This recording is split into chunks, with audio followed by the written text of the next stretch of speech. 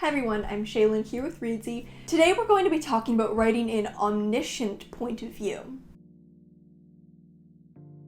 Omniscient point of view is when the narrator basically has a god's eye view of the story. They know everything about everyone. Your narrator is all-knowing and can access the thoughts of literally any character. It also means that your narrator knows a lot more than your protagonist or protagonists. Third-person omniscient is likely the oldest form of narrative storytelling. Like with any point of view, omniscient point of view can be used well or can be used poorly. The key is using an omniscient narrator when it's the right fit for a story. And like all other point of views, it has its own unique qualities and drawbacks. Now, omniscient point of view is less common nowadays, since it's often considered less intimate and more formal, which is less in line with a lot of contemporary writing. Nowadays, more writers turn towards third-person limited as an alternative. But that doesn't mean that omniscient point of view doesn't have its time and place. Now, to be clear, when I talk about omniscient point of view, I'm mostly talking about third-person omniscient, but you can have first-person omniscient narrators if you wanted to. If you were writing from the point of view of a first-person character who is literally all-knowing, they could be omniscient, but most of the time this point of view is used to describe third-person omniscient, so that means that you have a third-person narrator who is not the protagonist. So let's start by talking about the unique qualities of this point of view. The first main benefit is that you can conduct multiple character studies at once. Since the narrator is able to slip into the minds of so many different characters, simultaneously or in turn, you have so many more opportunities to study multiple characters rather than just a single protagonist. You can also contrast different characters' emotions, thoughts, and experiences even within the same paragraph. So here's an example of that from Brokeback Mountain by Annie Proulx. During the day, Ennis looked across a great gulf and sometimes saw Jack, a small dot moving across a high meadow as an insect moves across a tablecloth. Jack, in his dark camp, saw Ennis as night fire, a red spark on the huge black massive mountain. Here we're able to see as the reader that the two characters are thinking of each other, but they don't know that the other one is thinking about them. And we're even able to see this within the same sentence. And it really intertwines these two characters' narratives and character studies. Though omniscient point of view is often considered less intimate, this example shows how intimate it can feel, because we've gotten a peek into the characters' minds that they don't even know about. Number 2, you can create a narrative persona. While a limited narrator usually takes on the qualities of the protagonist, omniscient narrators are usually kind of their own personas. Sometimes this is more subtle, but sometimes an omniscient narrator even becomes a character. Like how in The Book Thief, Death functions as an omniscient narrator, with a voice and personality that is distinct from the characters. Here's an example from Reaper Man by Terry Pratchett. Killing off a wizard of a higher grade was a recognized way of getting advancement in the orders. However, the only person likely to want to kill the bursar was someone else who derived a quiet pleasure from columns of numbers, all neatly arranged,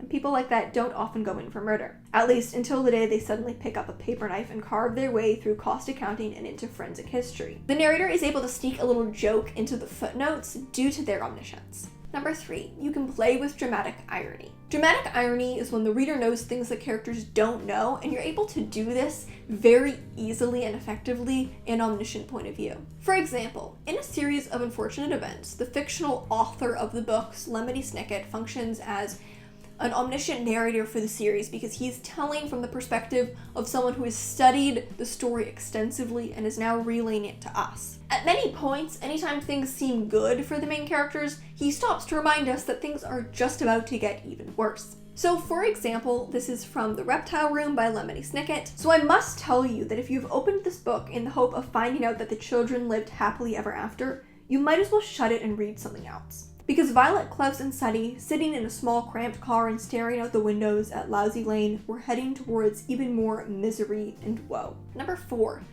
you create a cinematic feel. In this case, you can kind of imagine the omniscient narrator like a film director, able to place every single shot exactly as they like. They can create establishing shots, track different characters, then move to other characters, zoom in on specific characters. This example from the beginning of The Fellowship of the Ring really shows this. We begin wide and then zoom in, which creates a very cinematic feel. Tongues began to wag in Hobbiton and Bywater, and rumor of the coming event traveled all over the Shire. The history and character of Mr. Bilbo Baggins became once again the chief topic of conversation, and the older folk suddenly found their reminiscences in welcome demand. No one had a more attentive audience than Old Han Gamgee, commonly known as the Gaffer.